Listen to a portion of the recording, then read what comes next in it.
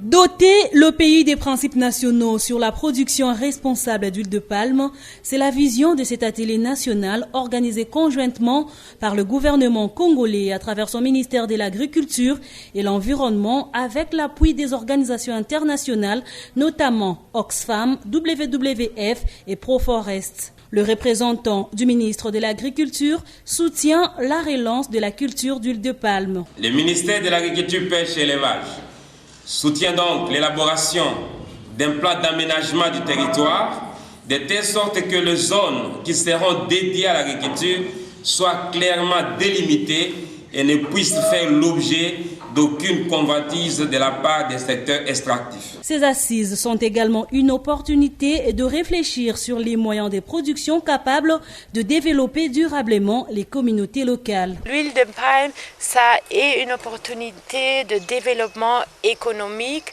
mais il faut vraiment voir comment les petits producteurs peuvent participer dans les chaînes de valeur, comment on peut garantir leurs droits.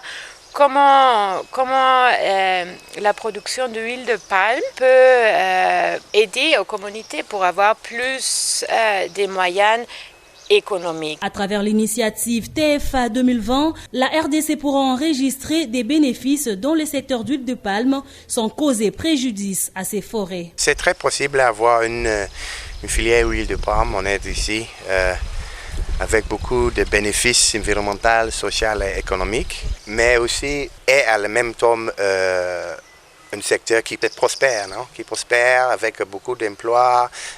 Donc, on cherche une gagne-gagne-gagne, n'est-ce pas? À l'issue de cet atelier, les participants devront mettre en place une plateforme nationale responsable sur l'huile de palme en RDC et produire une feuille de route pour sa mise en œuvre.